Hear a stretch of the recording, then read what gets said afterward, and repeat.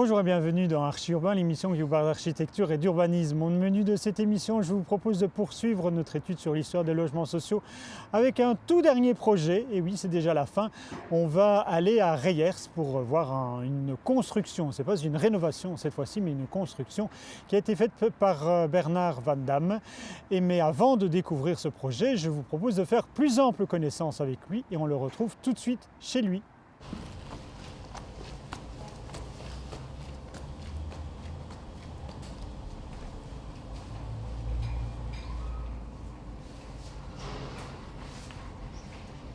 J'ai commencé mes études à l'ISA Saint-Luc en 1993 à Bruxelles.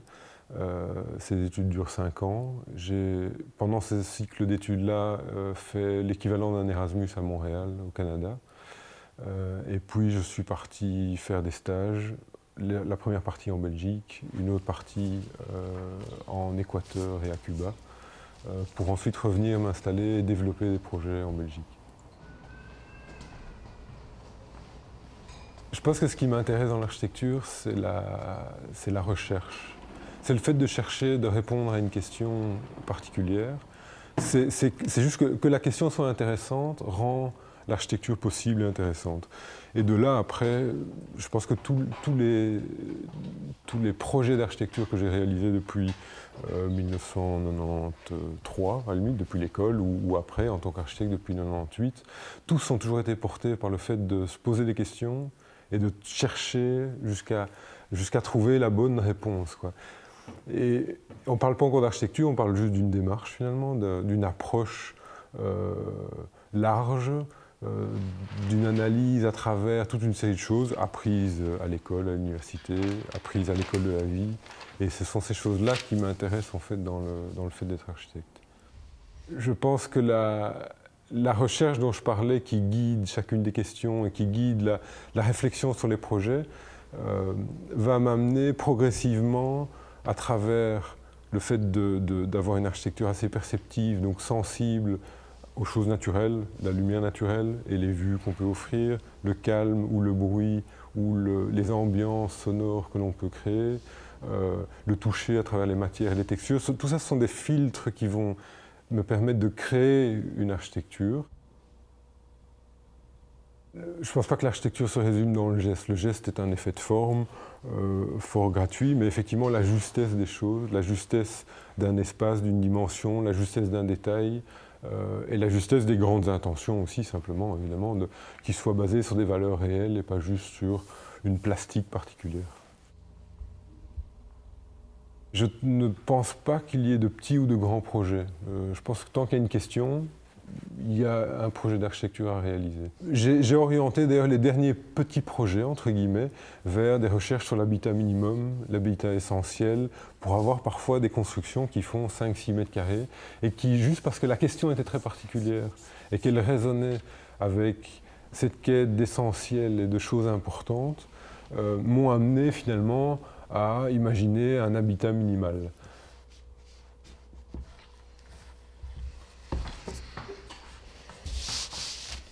Tout passe par le dessin à la main, donc enfin, je dessine beaucoup. Aujourd'hui, même pour écrire, j'ai l'habitude de dire que mon crayon est ma langue, qu'avant de parler, d'exprimer ça par des mots, ça passe par un croquis, ça n'a pas besoin d'être des beaux grands dessins, mais le fait d'exprimer en 2D, en 3D les choses est évident. J'ai, au fil des ans, acquis un regard très critique vis-à-vis de matériaux composites fabriqués de manière industrielle en série, pour me détacher de plus en plus de colle qu'on utilise pour agglomérer des choses, et venir ou revenir à des matériaux beaucoup plus traditionnels, plus nobles, et donc le bois a une valeur évidente, quoi. Le bois est un matériau avec lequel on peut faire énormément de choses, qui est capable de se patiner, contrairement à tous les stratifiés qu'on met à peu près dans tous les bâtiments publics. Est-ce que demain, je souhaite continuer à évoluer de la même manière en faisant d'autres chouettes projets, un beau théâtre, d'autres logements, d'autres bureaux, d'autres programmes? Oui, pourquoi pas. Ou est-ce qu'à l'inverse, j'ai envie de me poser d'autres questions? Et donc, j'ai récemment envie de me documenter sur ce que fait Médecins sans frontières en développant, parce qu'ils ont besoin d'architectes pour répondre localement à des besoins, et donc de participer à des missions comme celle-là. Ce sont des questions que je me pose, je n'ai pas encore franchi le pas, mais je trouve que ça permettrait de confronter les besoins, l'essentiel que je recherche dans l'architecture, à des besoins d'autant plus essentiels qu'ils répondent à des situations de crise. Voilà. Le projet Reyers est extrêmement intéressant pour le développement de la société du logement de la région Bruxelles-Capitale parce que c'est un de ces 4 projets pilotes contemporains développés depuis 2009. Un projet qui a été entièrement financé et produit par le secteur privé.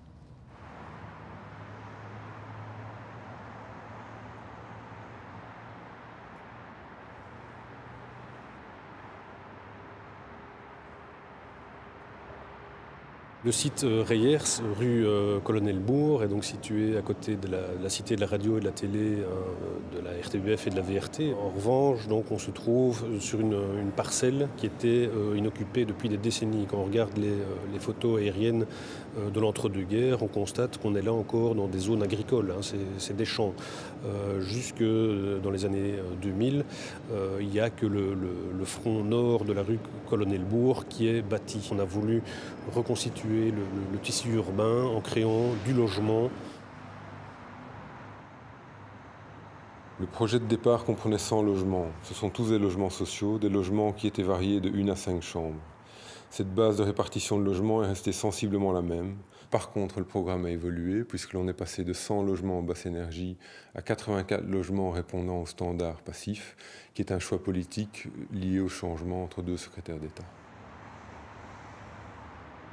Le site est un peu particulier parce que c'est l'amorce de tout le développement de la zone Levier Reyers. Ce projet s'inscrit dans un développement beaucoup plus large. C'est ici qu'aura lieu la cité des médias, le redéploiement de la RTBF, de la VRT. Il va y avoir un parc, une crèche, d'autres logements vont également être construits. Et donc ce qui est intéressant, c'est de voir que le premier projet en fait, à se développer, à être terminé, ce sont ces logements sociaux, Reyers, qui sont comme un phare en fait, pour ce nouveau quartier, ce prochain quartier. Le dessin n'a pas été très compliqué au niveau du traçage du bâtiment parce que le traçage était déjà prédéterminé.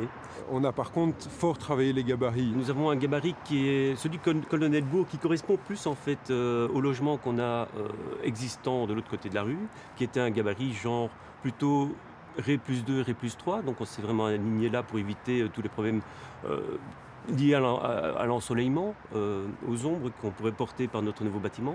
Et ici, nous sommes un bâtiment plus haut, un Ré+6, mais qui correspondait plus à un gabarit qui était prévu dans le futur développement de la RTBF. De manière à raccrocher le projet à la ville, raccrocher tout le quartier qui allait venir à la ville et au boulevard Reyers.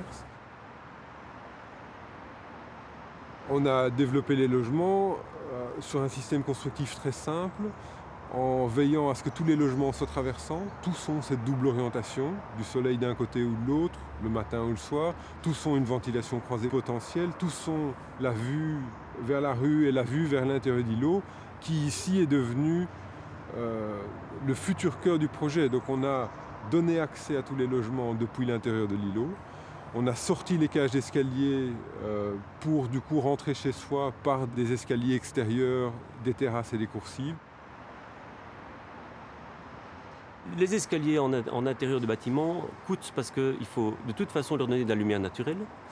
Donc si c'est pour leur donner de la lumière naturelle et pour éviter les coûts d'entretien et d'utilisation, eh bien on s'est dit simplement, prenons ces coursives d'escalier, mettons-les en dehors du bâtiment.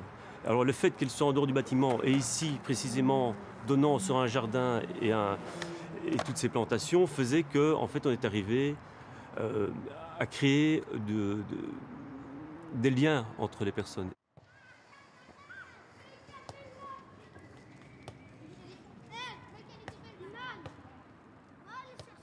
Ce qui est vraiment très intéressant avec ce projet Reyers, c'est que nous sommes dans de l'architecture contemporaine. À l'opposé des autres projets que l'on a déjà développés, qui étaient plutôt des rénovations parce que c'était des constructions qui avaient été faites au siècle dernier, ici on est dans de l'architecture contemporaine Et on voit quelque part l'avenir de ce que va devenir le logement social en région Bruxelles-Capitale.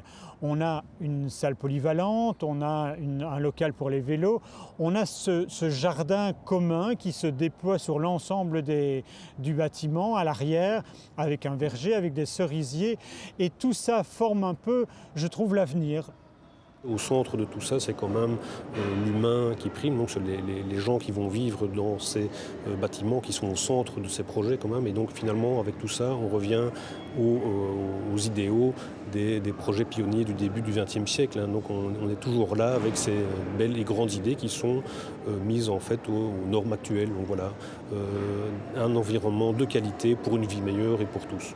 Reyers, c'était notre dernier projet pour le développement, le focus que nous avons fait sur l'histoire des logements sociaux, mais je vous propose de rester quand même encore avec la SLRB pendant 2 semaines. Pourquoi ? Parce que lors de nos tournages, de notre développement sur ces différents projets, on a constaté 2 choses. C'est que la SLRB faisait plus que construire et louer des logements. Il s'occupait également de cohésion sociale et d'artistique. Le volet artistique est très important. Et je vous propose donc de nous focaliser sur le 101e% la semaine prochaine en compagnie de Yves Lemens. D'ici là, je vous rappelle que vous pouvez voir et revoir cette émission sur www.archiurbain.be. Je vous souhaite une très bonne semaine. Je vous remercie pour votre fidélité. À très vite.